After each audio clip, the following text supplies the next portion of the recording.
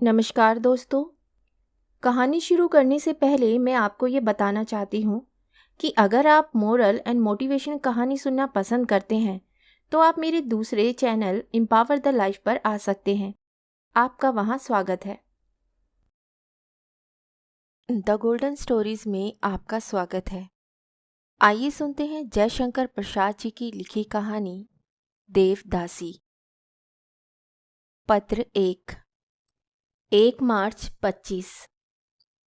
प्रिय रमेश, परदेश में किसी अपने के घर लौट आने का अनुरोध बड़ी सांत्वना देता है, परंतु अब तुम्हारा मुझे बुलाना एक अभिनय सा है। हाँ, मैं कटुक्ति करता हूँ। जानते हो क्यों? मैं झगड़ना चाहता हूँ, क्योंकि संसार में अब मेरा कोई नहीं है। मैं उपेक्षित हूँ। सहसा अपने का सा स्वर सुनकर मन में क्षोभ होता है। अब मेरा घर लौटकर आना अनिश्चित है। मैंने डैश के हिंदी प्रचार कार्यालय में नौकरी कर ली है। तुम तो जानते ही हो कि मेरे लिए प्रयाग और डैश बराबर है। अब अशोक विदेश में भूखा न रहेगा। मैं पुस्तक बेचता हूँ। यह तुम्हारा लिखना ठीक है कि एक आने का टिकट लगाकर पत्र भेजना मुझे अखरता है, पर तुम्हारे गाल यदि मेरे समीप होते तो उन पर 5 नहीं तो मेरी 3 उंगलियां अपना चिन्ह अवश्य ही बना देती। तुम्हारा इतना साहस, मुझे लिखते हो कि बेरिंग पत्र भेज दिया करो। ये सब गुण मुझ में होते तो मैं भी तुम्हारी तरह प्रेस में प्रूफ रीडर का काम करता होता। सावधान, अब कभी ऐसा लिखोगे तो मैं उत्तर भी ना दूंगा। लल्लू को मेरी ओर से प्यार कर लेना। उससे कह देना कि पेट से बचा सकूंगा तो एक रेलगाड़ी भेज दूंगा। यद्यपि अपनी यात्रा का समाचार बराबर लिखकर मैं तुम्हारा मनोरंजन ना कर सकूंगा, तो भी सुन लो। डैश में एक बड़ा पर्व है। वहाँ डैश का देव मंदिर बड़ा प्रसिद्ध है। तुम तो जानते होगे कि दक्षिण में कैसे कैसे दर्शनीय देवालय हैं। उनमें भी यह प्रधान है। मैं वहाँ कार्यालय की पुस्तक बेचने के लिए जा रहा हूँ। तुम्हारा अशोक। मुझे विश्वास है कि मेरा पता जानने के लिए कोई उत्सुक न होगा। फिर भी सावधान, किसी पर प्रकट ना करना। पत्र 2, 10 मार्च 25। प्रिय रमेश, रहा नहीं गया। लो सुनो। मंदिर देखकर हृदय प्रसन्न हो गया। ऊंचा गोपुरम, सुदृढ़ प्राचीर, चौड़ी परिक्रमाएं और विशाल सभा मंडप भारतीय स्थापत्य कला के चूड़ांत निदर्शन है। ये देव मंदिर हृदय पर गंभीर प्रभाव डालता है। हम जानते हैं कि तुम्हारे मन में यहाँ के पंडों के लिए प्रश्न होगा, फिर भी वे उत्तरीय भारत से बुरे नहीं हैं। पूजा और आरती के समय एक प्रभावशाली वातावरण हृदय को भारान्वित कर देता है।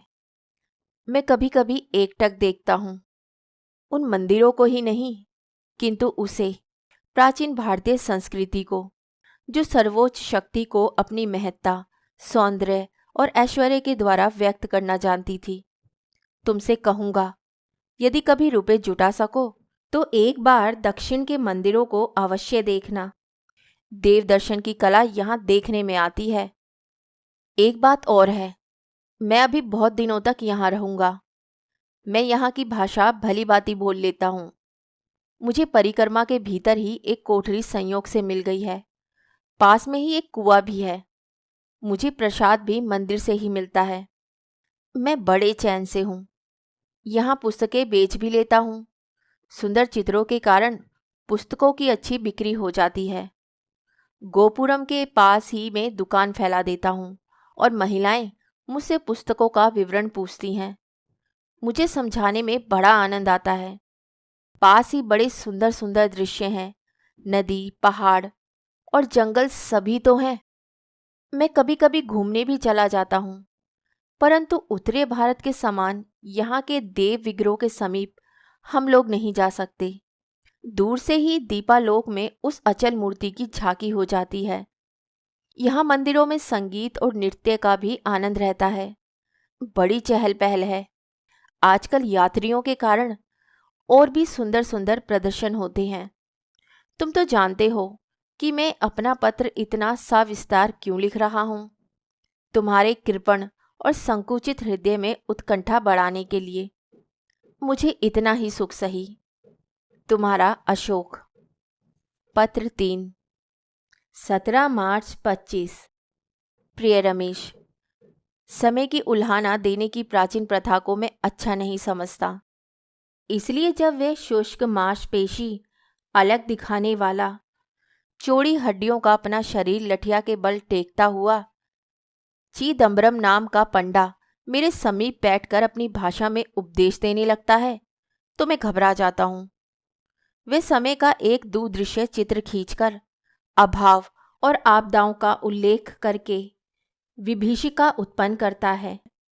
मैं उनसे मुक्त हूँ।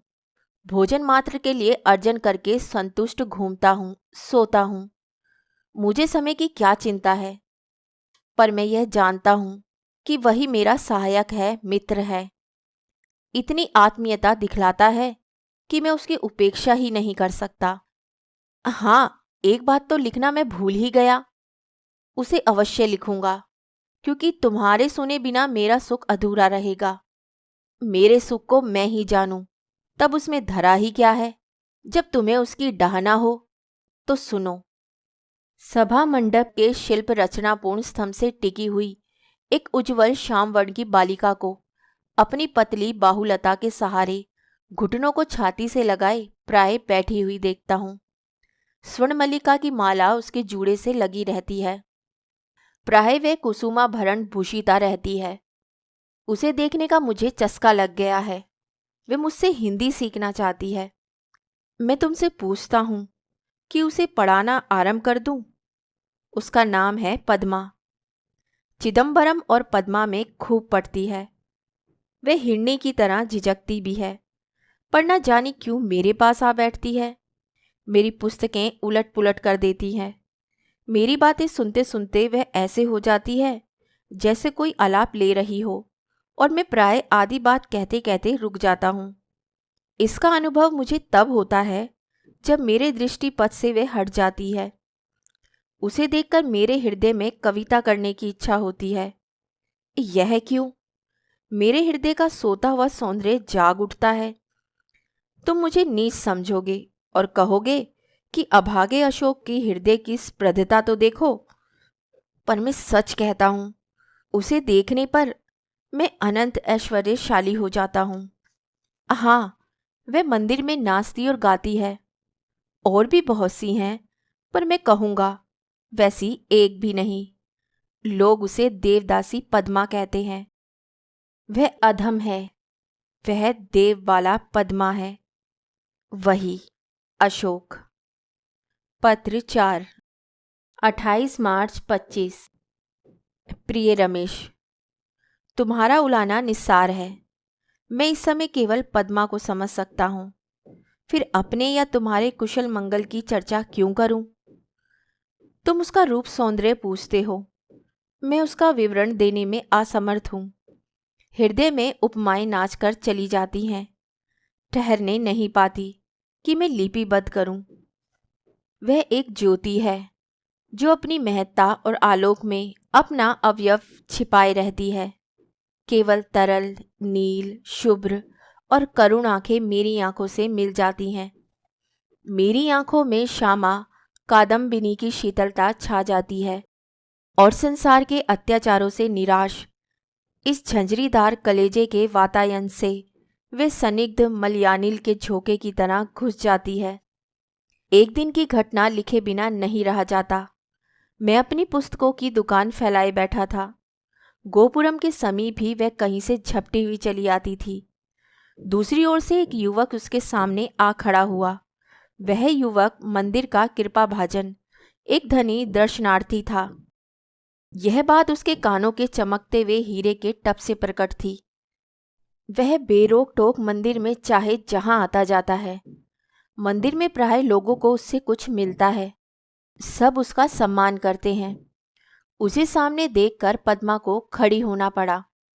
उसने बड़ी नीच मुखाकीर्ति से कुछ बातें कहीं, किंतु पद्मा कुछ न बोली। फिर उसने स्पष्ट शब्दों में रात्रि को अपने मिलने का स्थान निर्देश किया। पद्मा ने कहा। मैं नहीं आ सकूंगी। वह लाल पीला होकर बकने लगा। मेरे मन में क्रोध का धक्का लगा। मैं उठकर उसके पास चला आया। वह मुझे देखकर हटा तो, पर कहता गया कि अच्छा, देख लूंगा। उस नील कमल से मकरंद बिंदु टपक रहे थे। मेरी इच्छा हुई कि वे मोती बटोर लूं। पहली बार मैंने उन कपोलों पर हाथ लगाकर उन्हें लेना चाहा। आह! उन्होंने वर्षा कर दी। मैंने पूछा, उससे तुम इतनी भयभीत क्यों हो? मंदिर में दर्शन करने वालों का मनोरंजन करना मेरा कर्तव्य है। मैं देवदासी हूं। उसने कहा। यह तो बड़ा अत्याचार है। तुम क्यों यहां रहकर अपने को अपमानित करती हो? मैंने कहा। कहाँ जाऊं? मैं देवता के लिए उत्सर्ग कर दी गई हूं। उसने कहा। नहीं नहीं, देवता तो क्या, राक्षस भी मानव स्वभाव की बलि नहीं लेता।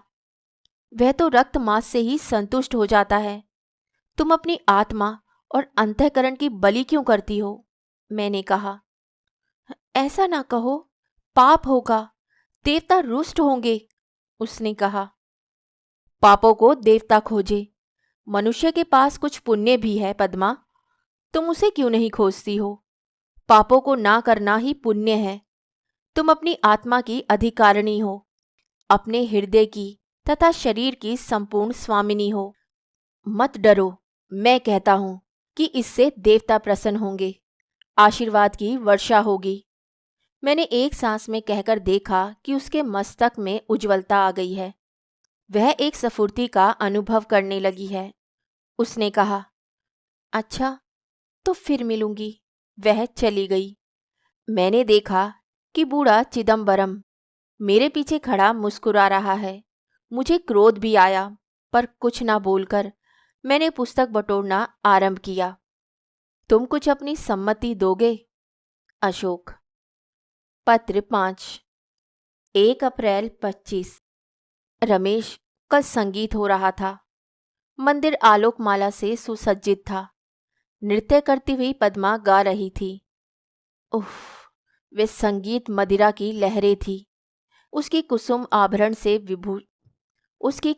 आभरण से भूषित अंगलता के संचालन से वायुमंडल सौरभ से भर जाता था।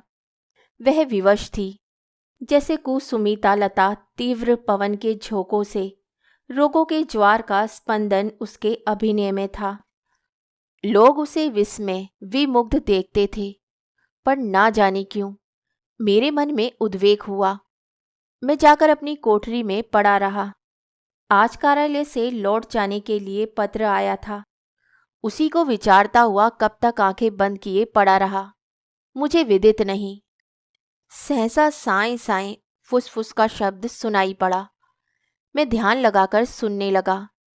ध्यान देने पर मैं जान गया कि 2 व्यक्ति बात कर रहे थे, चिदम्बरम और रामस्वामी नाम का वही धनी युवक। मैं मनोयोग से सुनने लगा। चिदम्बरम, तुमने आज तक उसकी इच्छा के विरुद्ध बड़े बड़े अत्याचार किए हैं। अब जब वह नहीं चाहती तो तुम उसे क्यों सताते हो? रामस्वामी। सुनो चिदम्बरम, सुंदरियों की कमी नहीं, पर ना जाने क्यों मेरा हृदय उसे छोड़कर दूसरी ओर नहीं जाता। वह इतनी निरी है कि उसे मसलने में आनंद आता है। एक बार उससे कह दो, मेरी बातें सुन ले, फिर जो चाहे करे। चिदम्बरम चला गया और उसकी बातें बंद हुई। और सच कहता हूं, मंदिर से मेरा मन प्रतिकूल होने लगा। पैरों के शब्द हुए, वही जैसे रोती हुई बोली, रामास्वामी, मुझ पर दया ना करोगे? ओह, कितनी वेदना थी उसके शब्दों में। परंतु रामास्वामी के हृदय में तीव्र ज्वाला जल रही थी। उसके वाक्यों में लू जैसी झुलस थी। उसने कहा, पद्मा, यदि तुम मेरे हृदय की ज्वाला समझ सकती तो तुम ऐसा ना कहती। मेरे हृदय की तुम अधिष्ठात्री हो। तुम्हारे बिना मैं जी नहीं सकता। चलो चलो, मैं देवता का कोप सहने के लिए प्रस्तुत हूं। मैं तुम्हें लेकर कहीं चलूंगा। देवता का निर्माल्य तुमने दूषित कर दिया है। पहले इसका तो प्रायश्चित करो। मुझे केवल देवता के चरणों में मुरझाए हुए फूल के समान गिर जाने दो। रामास्वामी, ऐसा स्मरण होता है कि मैं भी तुम्हें चाहने लगी थी। उस समय मेरे मन में यह विश्वास था कि देवता यदि पत्थर के होंगे तो समझेंगे कि यह मेरे मासल यौवन और रक्तपूर्ण हृदय की साधारण आवश्यकता है, मुझे क्षमा कर देंगे। परंतु मैं यदि वैसा पुण्य परिणय कर सकती। आह, तुम ऐसी तपस्वी की कुटी समान हृदय में इतना सौंदर्य लेकर क्यों अतिथि हुए? रामास्वामी, तुम मेरे दुखों के मेघ में वज्रपात थे। पद्मा रो रही थी। सन्नाटा हो गया। सहसा जाते जाते रामास्वामी ने कहा, मैं तुम्हारे बिना नहीं रह सकता। रमेश, मैं भी पद्मा के बिना नहीं रह सकता। मैंने भी कार्यालय में त्याग पत्र भेज दिया है। भूखों मरूंगा, पर उपाय क्या है? अभागा अशोक। पत्र 6, 2 अप्रैल 25। रमेश, मैं बड़ा विचलित हो रहा हूं। एक कराल छाया मेरे जीवन पर पड़ रही है। आदृष्ट मुझे अज्ञात पद पर खींच रहा है, परंतु तुमको लिखे बिना नहीं रह सकता। मधुमास में जंगली फूलों की भीनी भीनी महक सरिता के कुल की शैलमाला को आलिंगन दे रही थी। मक्खियों की भन्नाहट का कलनाद गुज्जरित हो रहा था। नवीन पल्लवों के कोमल स्पर्श से वनस्थली पुलकित थी। मैं जंगली जर्द चमेली के आकृतिम कुंज के अंतराल में बैठा नीचे बहती हुई नदी के साथ बसंत की धूप का खेल देख रहा था। हृदय में आशा थी। आह, वे अपने तुहिन जाल से रत्नाकार के सब रत्नों को, आकाश से सब मुक्ताओं को निकालकर खींचकर मेरे चरणों में उड़ेल देती थी। प्रभात की पीली किरणों से हेमगिरी को घसीट ले आती थी और ले आती थी पद्मा की मौन प्रणय स्वीकृति। मैं भी आज वन यात्रा के उत्सव में देवता के भोग विग्रह के साथ इस वनस्थली में आया था। बहुत से नागरिक भी आए थे। देव विग्रह विशाल वट वृक्ष के नीचे स्थित हुआ और यात्री दल इधर उधर नदी तट के नीचे शैलमाला, कुंजों, गहवरों और घाटियों की हरियाली में छिप गया। लोग आमोद प्रमोद पान भोजन में लग गए। हरियाली के भीतर से कहीं पिकलू, कहीं क्लोरेनेट और देवदासियों के कोकिल कंठ का सुंदर स्वर निकलने लगा। वह कानन नंदन हो रहा था और मैं उसमें विचरने वाला एक देवता। क्यों क्यों मेरा विश्वास था कि देवबाला पद्मा यहाँ है। वह भी देवगृह के आगे आगे नित्य गान करती हुई आई थी। मैं सोचने लगा, वह समय भी आएगा जब मैं पद्मा के साथ एकांत में इस कानन में विचरूंगा। वह पवित्र, वह मेरे जीवन का महत्तम योग कब आएगा? आशा ने कहा। उसे आया समझो। मैं मस्त होकर बंसी बजाने लगा। आज मेरे बास की बांसुरी में बड़ा उन्माद था। बंसी नहीं, मेरा हृदय बज रहा था। चिदम्बरम आकर मेरे सामने खड़ा हो गया। वह भी मुग्ध था। उसने कभी मेरी बांसुरी नहीं सुनी थी। जब मैंने अपनी आसावरी बंद की, वह बोल उठा, अशोक, तुम एक कुशल कलावंत हो। कहना ना होगा कि वह देवदासियों का संगीत शिक्षक भी था। वह चला गया और थोड़ी ही देर में पद्मा को साथ लिए आया। उसके हाथों में भोजन का सामान भी था। पद्मा को उसने उत्तेजित कर दिया। वह आते ही बोली, मुझे भी सुनाओ। जैसे मैं स्वप्न देखने लगा। पद्मा और मुझसे अनुनय करे। मैंने कहा, बैठ जाओ। और जब वे कुसुम कंकण मंडित करों पर कपोल धरकर मल्लिका की छाया में आकर बैठी तो मैं बजाने लगा। रमेश, मैंने बंसी नहीं बजाई, सच कहता हूं। मैं अपनी वेदना श्वासों से निकाल रहा था। इतनी करुण, इतनी स्निग्ध। मैं ताने ले लेकर उसमें स्वयं पागल हो जाता था। मेरी आंखों में मद विकार था। मुझे उस समय अपनी पलकें बोझ मालूम होती थी। बांसुरी रखने पर भी उसकी प्रतिध्वनि का सोहाग वन लक्ष्मी के चारों ओर घूम रहा था। पद्मा ने कहा, सुंदर, तुम सचमुच अशोक हो। वन लक्ष्मी पद्मा अचल थी। मुझे एक कविता सूझी। मैंने कहा, पद्मा, मैं कठोर पृथ्वी का अशोक, तुम तरल जल की पद्मा। भला अशोक के राग भक्त के नव पल्लवों में पद्मा का विकास कैसे होगा? बहुत दिनों पर पद्मा हंस पड़ी। उसने कहा, अशोक, तुम लोगों की वचन चातुरी सीखूंगी। कुछ खा लो। वह देती गई, मैं खाता गया। जब हम स्वस्थ होकर बैठे तो देखा चिदम्बरम चला गया है। पद्मा नीचे सिर किए अपनी नखों को खुरच रही है। हम लोग सबसे ऊंचे कगार पर थे। नदी की ओर ढलुआ पहाड़ी कगार था। मेरे सामने संसार एक हरियाली थी। सहसा रामास्वामी ने आकर कहा, पद्मा, आज मुझे मालूम हुआ कि तुम उत्तरी दरिद्र पर मरती हो। पद्मा ने छलछलाई आंखों से उसकी ओर देखकर कहा, रामास्वामी, तुम्हारे अत्याचारों का कहीं अंत है? सो नहीं हो सकता। उठो, अभी मेरे साथ चलो। ओह नहीं, तुम क्या मेरी हत्या करोगे? मुझे भय लगता है। मैं कुछ नहीं करूंगा, चलो। मैं इसके साथ तुम्हें नहीं देख सकता। कहकर उसने पद्मा का हाथ पकड़कर घसीटा। वह कातर दृष्टि से मुझे देखने लगी। उस दृष्टि में जीवन भर के लिए किए गए अत्याचारों का विवरण था। उन्मत्त पिशाच सादृश बल से मैंने रामास्वामी को धक्का दिया और मैंने हतबुद्धि होकर देखा। वह 300 फीट नीचे चूर होता हुआ नदी के खर स्रोत में जा गिरा। यद्यपि मेरी वैसी इच्छा न थी। पद्मा ने आकर मेरी ओर भयपूर्ण नेत्रों से देखा और अवाक उसी समय चिदम्बरम ने मेरा हाथ पकड़ लिया। पद्मा से कहा, तुम देवदासियों में जाकर मिलो। सावधान, एक शब्द मुंह से ना निकले। मैं अशोक को लेकर नगर की ओर जाता हूं।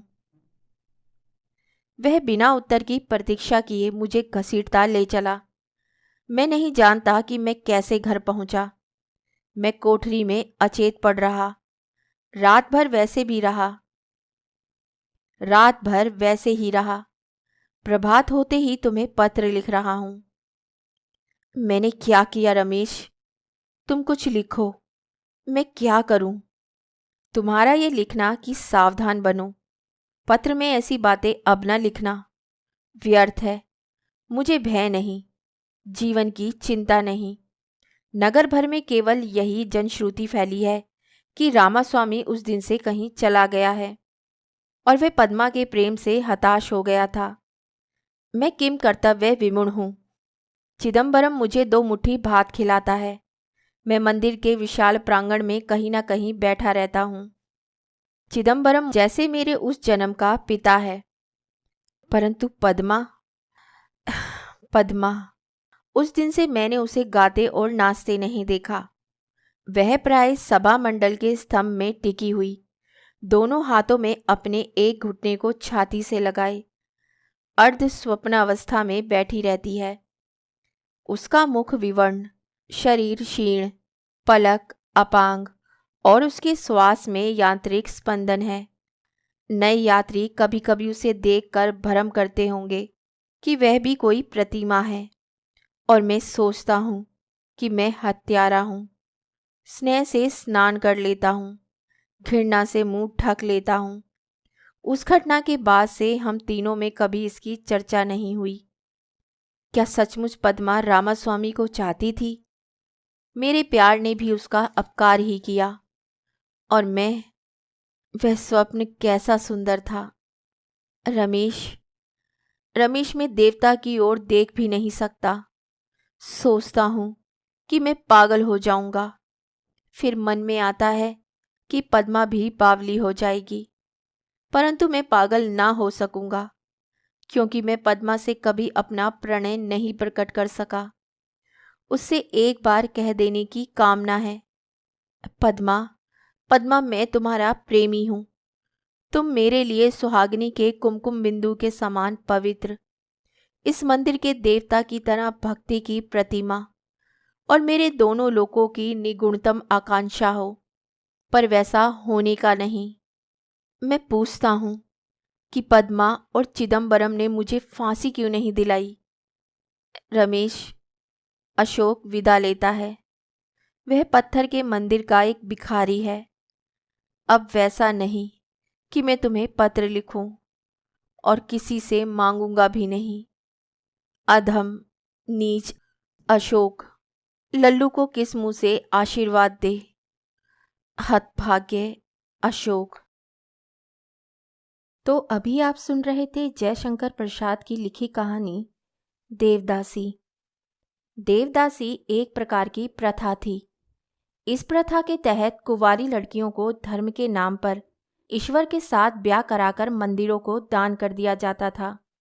माता पिता अपनी बेटी का विवाह देवता या मंदिर के साथ कर देते थे। परिवारों द्वारा कोई मुराद पूरी होने के बाद ऐसा किया जाता था। देवता से ब्याही इन महिलाओं को ही देवदासी कहा जाता था और उन्हें जीवन भर इसी तरह रहना पड़ता था।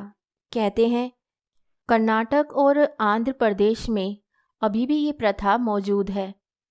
आज भी मानसिक और शारीरिक रूप से कमज़ोर लड़कियों को देवदासी बनने के लिए बाध्य किया जाता है। देवी देवताओं को प्रसन्न करने के लिए सेवक के रूप में युवा लड़कियों को मंदिर में समर्पित करने की यह कुप्रथा न केवल कर्नाटक में बनी हुई है, बल्कि पड़ोसी राज्य गोवा में भी फैलती जा रही है। तथा जो लड़कियां देवदासी बना दी जाती हैं, उन्हें आजीवन ब्रह्मचार्य के व्रत का पालन करना पड़ता है और उन पर मंदिर और पंडितों का अधिकार माना जाता है। एक तरह से उन लड़कियों का शोषण किया जाता है। मंदिर की सेवा के नाम पर वह वहाँ के पंडित और बड़े सामंती वर्ग की प्रॉपर्टी मानी जाती है और इस प्रकार उन लड़कियों का वहाँ शोषण किया जाता है। तो बड़ी ही विचित्र प्रथा है। उम्मीद है कि आने वाले समय में ये प्रथा जरूर खत्म कर दी जाएगी। कहानी सुनने के लिए धन्यवाद। तो इसी के साथ मैं आपसे विदा लेती हूँ और कल फिर मिलती हूँ एक नई कहानी के साथ। तब तक के लिए अलविदा।